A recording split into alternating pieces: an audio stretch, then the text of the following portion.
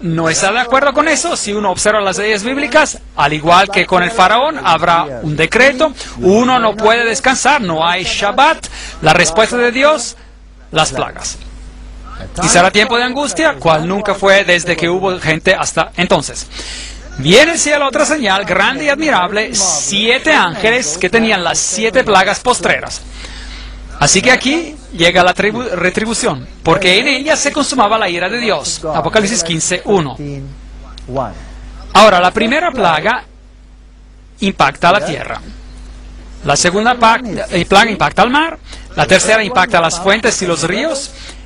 Y la cuarta, el sol. Y la tierra es quemada. El mar y las fuentes se vuelven en sangre. Y vimos paralelos cuando estudiamos las trompetas en Apocalipsis, ¿se acuerdan? Pero las trompetas impactaban a 1/3. Esta es ahora la retribución final, una serie de plagas que impactará a la tierra y mantendrá a estos antagonistas de Dios muy ocupados y en gran problema. La quinta plaga golpea el trono de la bestia. Esto es el mismo catolicismo que vendrá bajo la condenación de toda una plaga.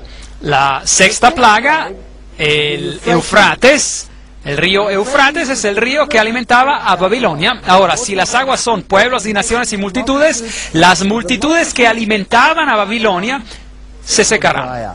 Babilonia va a quedar expuesta. Y luego viene un terremoto y granizo es derramado en el aire. El séptimo ángel derramó su copa por el aire y salió una gran voz del templo del cielo, del trono, diciendo, hecho está. Apocalipsis 16:17. Así que después de las plagas, entonces viene esta destrucción final en la última plaga. Pero durante esas plagas no te sobrevendrá mal, ni plaga tocará tu morada, Salmos 91:10. Y dice Isaías en el capítulo 26, 20, 21, anda, pueblo mío, entra en tus aposentos, cierra tras ti tus puertas, escóndete un poquito por un momento, en tanto que pasa la indignación. Así que Dios hará posible que su pueblo tenga un escape de estas cosas terribles. Porque he aquí que Jehová sale de su lugar para castigar al morador de la tierra por su maldad contra él, y la tierra descubrirá la sangre derramada sobre ella, y no encubrirá ya más a sus muertos. Habrá una resurrección. Así que antes de la venida del Señor, el pueblo de Dios está protegido de las plagas y es escondido. Dios protege a su pueblo. Esa es una promesa maravillosa. Se le dará su pan y sus aguas serán seguras. Isaías 33:16. No van a tener nada que temer. Pero con respecto a la venida de nuestro Señor Jesucristo y nuestra reunión con Él, os rogamos, hermanos, que no os dejéis mover fácilmente de vuestro modo de pensar, ni os conturbéis, ni por espíritu, ni por palabra, ni por carta como si fuera nuestra, en el sentido de que el día del Señor está cerca. Nadie os engañe de ninguna manera, porque no vendrá ese día sin que antes venga la apostasía, de manera que hay una apostasía, y se manifieste el hombre de pecado, el hijo de perdición.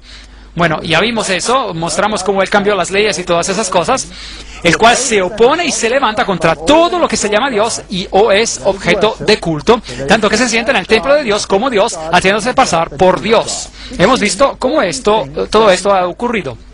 Segunda de Tesalonicenses, y ahora vosotros sabéis lo que lo detiene, tratamos con eso, a fin de que a su debido tiempo se manifieste, porque ya está en acción el misterio de la iniquidad, ya estaba obrando en los tiempos de Pablo, de manera que el anticristo vendrá en el futuro o ya estaba obrando en el pasado. Ya estaba obrando en el pasado. Y solo que hay quien al presente lo detiene, y mostramos que este era el Imperio Romano, hasta que él a su vez se ha quitado de un medio, y entonces se manifestará aquel inicuo. ¿Qué va a pasar con él? A quien el Señor matará con el espíritu de su boca y destruirá con el resplandor de su venida. De manera que este anticristo obviamente se levantó entonces, reinó y eventualmente será destruido. ¿Cuándo? Cuando Cristo venga. Aquel inicuo cuyo advenimiento es por obra de Satanás, con gran poder y señales y prodigios mentirosos y con todo engaño de iniquidad para los que se pierden, por cuanto no recibieron el amor de la verdad para ser salvos. ¿Les dio Dios una oportunidad para encontrar la verdad? ¿Sí o no? Una y otra vez. La Reforma, el último mensaje. ¿Se acuerdan de que estudiamos estos textos? El que lo detiene a fin de que a su debido tiempo se manifieste. ¿Qué obstáculo existe sino el Estado romano? Eso es lo que discutimos en detalle en esta conferencia. Roma detenía y después el anticristo viene. ¿Qué le hace eso a la doctrina del futurismo? La destruye. ¿Qué hace eso a la doctrina del preterismo? Que alega que el anticristo salió de Grecia. La destruye. ¿Por qué? Porque Pablo claramente dice que esto todavía va a pasar. Iba a pasar. Si Pablo hubiera sabido que Antíoco Epifanio era el anticristo, entonces hubiera dicho, no se preocupe por eso, ya pasó él. Él nunca dice eso. Él dice que el anticristo va a venir todavía en sus tiempos. Así que el preterismo no es una opción, es una mentira. El futurismo tampoco no es una opción, porque el anticristo ya se estaba levantando entonces y crece y será destruido al final cuando Cristo venga. ¿Está claro para todos? Ninguna de esas dos interpretaciones proféticas son una opción. Así que Juan Crisóstomo dijo lo mismo, ¿se recuerdan? Cuando el imperio romano se ha quitado del medio, entonces él, el anticristo, vendrá. Ireneo, Jerónimo, mientras los césaros mantuvieron el poder imperial, era imposible que el predicho anticristo se levantara. A la caída de los césares se levantaría. Y así vemos que lo que el mundo enseña no es bíblico. Digan a los de corazón temeroso, sean fuertes, no tengan miedo, su Dios vendrá su venganza, con retribución divina, vendrá a salvarlos. Isaías 35:4, nueva versión internacional. Ahora, piensa esto. Si Jerusalén va a ser reconstruida aquí en la tierra, supuestamente, y se supone que los judíos van a restaurar todo, entonces, ¿por qué no dice, su Dios vendrá con la recompensa y te restaurará a ti como la nación que gobierna? No. Él va a venir a salvar a aquellos que son suyos y el resto van a ser todos destruidos. Porque yo, Jehová, soy tu Dios, quien te sostiene de tu mano derecha y te dice, no temas, yo te ayudo. Isaías 41:13. Así que la venida del Señor es para recoger la cosecha de las almas. Así que el tema central del Apocalipsis, aquí que viene con las nubes y todo ojo lo verá, es de lo que se trata la primera venida. Y vimos que será una venida visible, esta segunda venida, porque así como el relámpago que sale del oriente se ve hasta el occidente, así será la venida del Hijo del Hombre, Mateo 24:27. Porque el Hijo del Hombre ha de venir en la gloria de su Padre con sus ángeles y entonces se recompensará a cada persona según lo que haya hecho, Mateo 16:27. Y no os maravilléis de esto, porque vendrá la hora cuando todos los que están en los sepulcros oirán su voz, y los que hicieron lo bueno saldrán a la resurrección de la vida, mas los que hicieron lo malo a la resurrección de condenación. Juan 5:28-29. Dos resurrecciones separadas por 1000 años. Estamos haciendo un rápido resumen aquí. Así que hay una resurrección de vida y hay una resurrección de condenación. Esa es la enseñanza bíblica.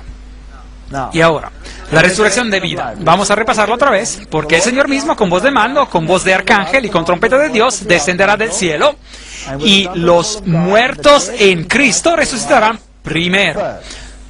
Primera de Tesalonicenses 4:16. Así que esa es la primera resurrección. Aguardando la esperanza bienaventurada y la manifestación gloriosa de nuestro gran Dios y Salvador Jesucristo. Tito 2:13. Él es el que nos salva. Los ojos de los ciegos serán abiertos y los oídos de los sordos se abrirán. Hay un cambio total.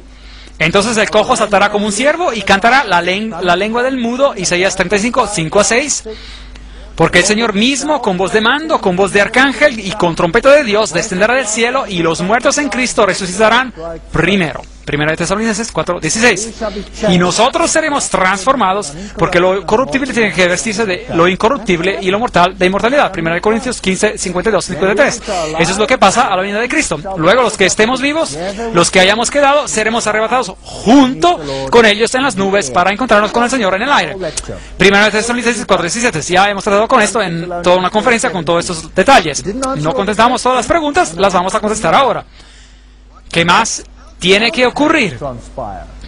De manera que en la segunda venida de Cristo, en su venida de gloria, en gloria los justos van al cielo.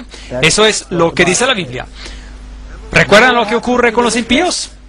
porque el gran día de su ira ha llegado, ¿y quién podrá sostenerse en pie? Apocalipsis 6:17. Ellos se escondieron en las cuevas y entre las peñas de las montañas y dijeron, caigan sobre nosotros para escondernos de la ira del Cordero, y porque la ira del Cordero ha llegado, y el Señor quebrantará a los reyes en ese día y llenará los lugares de cadáveres. Eso es lo que la Biblia dice, Salmos 110, 5, 6. Ahora, aquí está la respuesta del Señor a las frases egoístas que leímos anteriormente de Satanás. En aquel día exterminaré tu caballería y destruiré tus carros de guerra, sus fuerzas militares, por así decir, y exterminaré las ciudades de tu país, y derribaré todas tus fortalezas, pondré fin a tus hechicerías y no tendrás más adivinos, acabaré con tus ídolos y con tus monumentos sagrados, nunca más volverás a postrarte ante las obras de tus manos, arrancaré tus imágenes de acera y reduciré a escombros tus ciudades, con ira y con furor me vengaré de las naciones que no me obedecieron. Miqueas 5, 10 a 15. En la traducción inglesa la palabra yo viene mencionada 8 veces, 8 es el número de Cristo. Increíble. Hermosos pequeños paralelismos en la Biblia. Y de manera que Cristo viene a poner fin al reino de Satanás en esta tierra. ¿Es eso bíblico? ¿Sí o no? Sí, muy bien. Así que los impíos vivos son muertos a la venida de Cristo. ¿Y qué le pasa a este planeta y qué le pasa a Satanás? Esa es una buena pregunta. Vi además a un ángel que bajaba del cielo con la llave del abismo y una gran cadena en la mano. Sujetó al dragón, a aquella serpiente antigua que es el diablo y Satanás, y lo encadenó por 1000 años. Apocalipsis 20, 1 y 2. De manera que Satanás va a estar encadenado ¿por cuánto tiempo? 1000 años. ¿En qué forma está encadenado? ¿Cadenas literales? No, él está encadenado con cadenas de circunstancias por 1000 años. Salmo 68, 6, Reina Valera Antigua. El Dios que hace habitar en familias los solos, que saca a los aprisionados con grillos o cadenas, mas los rebeldes habitan en sequedad. Ven que existen cadenas de circunstancias. ¿Por qué está Satanás encadenado durante 1000 años por las circunstancias en las cuales se encuentra? No existe nadie a su alrededor. No hay ninguna persona que él pueda engañar. No tiene nada que hacer, pero él está confinado a este planeta. Él va a permanecer aquí 1000 años sin nada o nadie en el planeta. Él puede descansar de sus labores durante 1000 años. Interesante. Ese es el milenio. 1000 años. ¿Se acuerdan de Jeremías 4:26? Miré, y aquí el campo fértil era un desierto, y todas sus ciudades eran asoladas delante de Jehová, delante del ardor de su ira. Así que, ¿cuántas ciudades van a quedar en este planeta? Ninguna. Las ciudades desoladas, destruidas. Y ya serán los muertos de Jehová en aquel día. Cuando la Biblia dice en estas profecías, ese día significa la venida del Señor. Desde un extremo de la tierra hasta el otro, no se endencharán, ni se recogerán, ni serán enterrados, como estiércol quedarán sobre la faz de la tierra. Jeremías 25:33. Leímos esos textos. Todos están muertos. De manera que a la segunda venida de Cristo, Jesús regresa, los justos vivos ascienden, los justos muertos son resucitados, los vivos impíos son muertos. ¿Cómo van al Señor? Con las nubes, con los ángeles. ¿Dónde se encuentran con Él? En el aire. Eso es bíblico. Pero los otros muertos no volvieron a vivir hasta que se cumplieron 1000 años. Apocalipsis 20:5. De manera que entre la primera y la segunda resurrección hay 1000 años. Nada sucede en este planeta. Por lo tanto, aquí tienen nuestros días, después Jesús regresa, después la tierra está desolada y Satanás está encadenado, abusos o abiso, desordenada y vacía. Génesis 1:2, la tierra regresa a su estado de abisos, desordenada, es decir, y vacía, destruida. Y allí queda solo con demonios que la habitan. La tierra en una condición desgarrada, oscura, en el abismo, es el abismo donde Satanás será forzado a permanecer durante